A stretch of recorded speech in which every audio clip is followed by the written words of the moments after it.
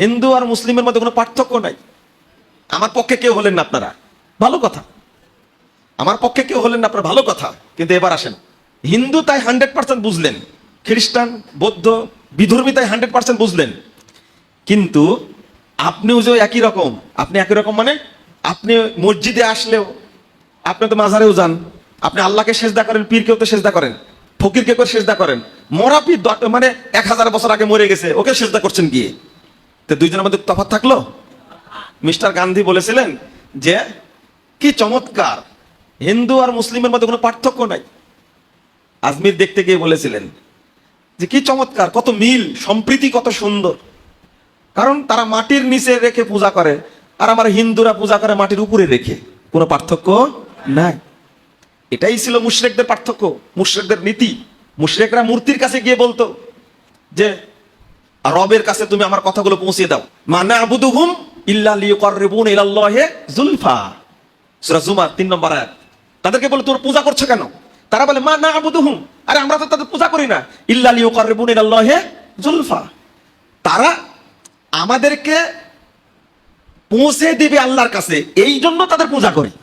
আর আমাদের দেশের মানুষের ঈমান হলো মাজারে যায়, ফকিরের কাছে যায়, ভন্ডর কাছে যায়, তারপরে দরবেশের কাছে যায়, বুজুর্গের কাছে যায়, পীরের কাছে যায়, এই উদ্দেশ্যে যে আমার ইবাদত গুলো ইসালে সোয়াব। ইসালে সোয়াব বুঝেন তো? মানে আজমিরে গেলে, আটরশিতে গেলে, চরমোনায় গেলে, ফুলতলিতে গেলে, তারপরে মাঝভান্ডারি মাজারে গেলে, এই পীর সাহেব সারা বছরের ইবাদত আল্লাহর কাছে কি করবে? পৌঁছা দেবে। তাহলে মুশরিকদের আকীদা আর আমাদের আকীদার মধ্যে কোনো পার্থক্য আছে? কোনো পার্থক্য নাই। তো এখানে একটা কথা বলতে গেছিলাম, আমি আরো আয়াত পেশ করছি। আল্লাহ বলছেন সূরা আম্বিয়া 25 নম্বর আয়াত, আল্লাহ বলছেন ওমা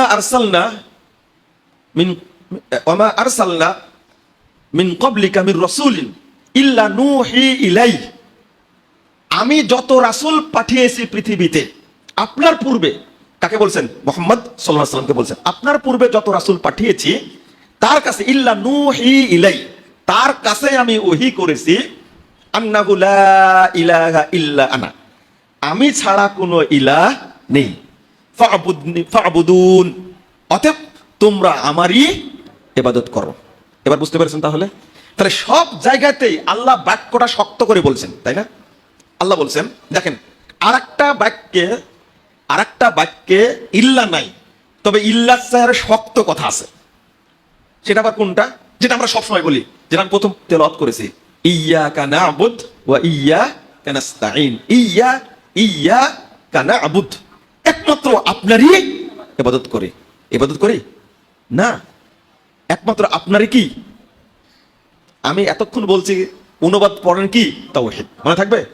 তাহলে ইয়্যাকা না'বুদ বলেন, একমাত্র আপনারই তাওহীদ প্রতিষ্ঠা করি, বলেন না? অথবা বলেন আমরা একমাত্র আপনার তাওহীদকেই গ্রহণ করেছি, আলহামদুলিল্লাহ, আপনার তাওহীদই প্রতিষ্ঠা করি।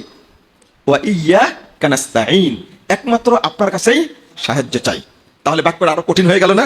ইল্লার চেয়ে আরো কঠিন হয়ে গেল। একমাত্র আপনারই তাওহীদ প্রতিষ্ঠা করি। আপনি বলবেন যে আপনি তাওহীদ অনুবাদ করলেন কেন? ইবনে আব্বাস রাদিয়াল্লাহু আনহু, আপনি দেখবেন এই আয়াতে তাফসীর খুলে দেখবেন, তাফসীর ইবনে কাসিরের মধ্যে এসেছে, ইবনে আব্বাস রাদিয়াল্লাহু আনহু বলছেন ইয়ানি ইয়্যাকা নুওয়াহিদ, দেখছেন, ইয়ানি ইয়্যাকা নুওয়াহিদ, এর অর্থ একমাত্র আপনারই তাওহীদ প্রতিষ্ঠা করি। তারপরে কি? ওয়ানারজু ওয়া নাখাফু ইয়া রাব্বানা লা গায়রুক। তাহলে ইয়্যাকা না'বুদু যে মানে যে তাওহীদ, এটা তো পেলেন। তাহলে একমাত্র আপনারই তাওহীদ প্রতিষ্ঠা করি, আপনার কাছেই রহমত চাই, আপনাকেই ভয় করি, আপনাকে ছাড়া কাউকে ভয় করি না। তাহলে এতগুলো অর্থ দ্বারা আপনাদের বুঝাতে চাইলাম ইবাদত মানে কি? তাওহীদ। ইবাদত মানে কি? তাওহীদ।